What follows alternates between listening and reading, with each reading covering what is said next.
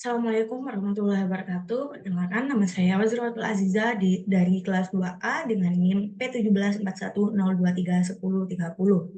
Di sini saya akan mempresentasikan hasil lembar kerja praktikum mengenai tugas UAS praktik mata kuliah perencanaan unit kerja rekam medis berdasarkan kasus C. Untuk yang pertama, saya akan menjelaskan kembali deskripsi singkatan kasusnya. Rumah Sakit Ibu dan Anak Abadi merupakan rumah sakit terkenal di Kota Malang. RSIA Abadi telah berkembang menjadi rumah sakit umum dengan tambahan layanan seperti poli gigi dan poli bedah. Kepala unit rekam medis sebelumnya pensiun dan saat ini kepala baru diminta untuk menyusun perencanaan unit kerja rekam medis untuk tahun 2019. Salah satu program andalan adalah meningkatkan keterampilan dan kemampuan petugas rekam medis yang mayoritas belum berlatar belakang rekam medis.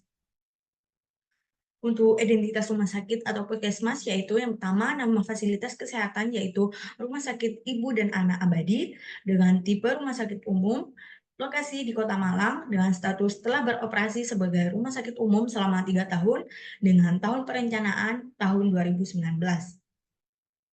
Untuk data dan informasi yang dibutuhkan dalam penyusunan rencana UKRM sesuai kasus yaitu yang pertama volume kerja dan norma waktu tiap kegiatan rekam medis, yang kedua jumlah pasien 3 tahun, yang ketiga waktu kerja tersedia yaitu 72.000 menit per tahun, yang ketiga kegiatan rutin rapat dan diklat, yang kelima ketebalan DRM untuk perhitungan kebutuhan RA, yang keenam sistem penyimpanan yang digunakan yaitu roll opaque, dan yang ketujuh yaitu ukuran RA dengan panjang 2,4 meter, 5 shaft dan 2 muka. Untuk perencanaan SDM-nya yaitu yang pertama menghitung total beban kerja dari seluruh aktivitas, dan yang kedua membandingkan waktu kerja tersedia tahunan per petugas untuk menentukan kebutuhan SDM.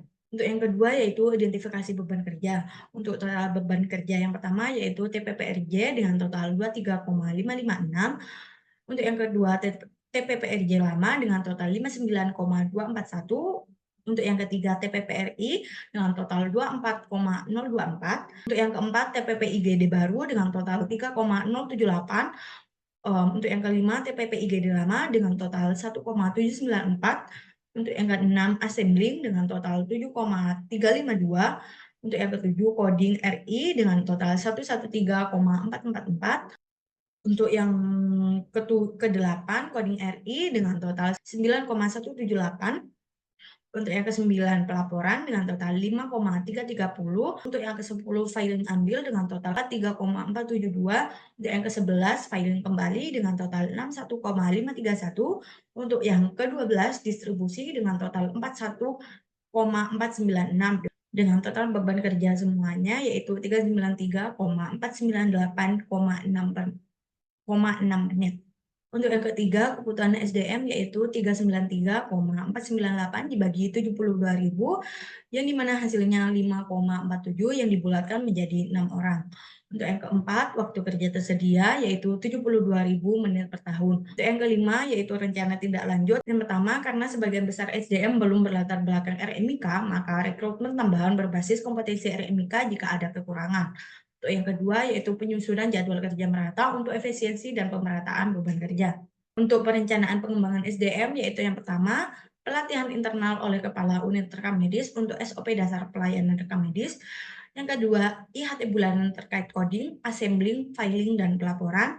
Yang ketiga, workshop dengan narasumber eksternal 10 juta ribu per tahun.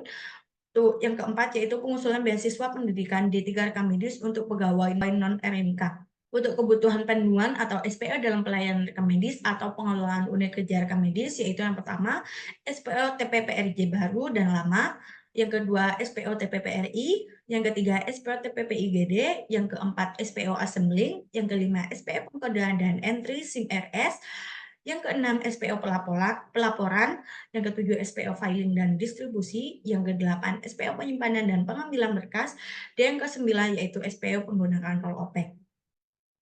Untuk perencanaan sarana prasarana yaitu yang pertama total pasien 3 tahun terakhir yaitu 2100 ditambah 1950 ditambah 2134 sama dengan 6.184 pasien. Untuk yang kedua yaitu ketebalan 25 dokumen rekam medis sama dengan 20 cm. Jadi untuk ketebalan satu dokumen rekam medis yaitu 0,8 cm.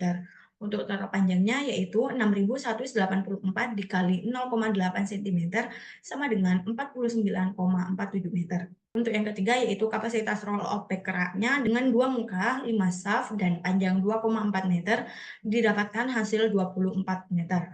Untuk kebutuhan raknya yaitu 49,47 dibagi 24 yang dimana menghasilkan 2,06 kemudian dibulatkan menjadi 3 unit roll off back.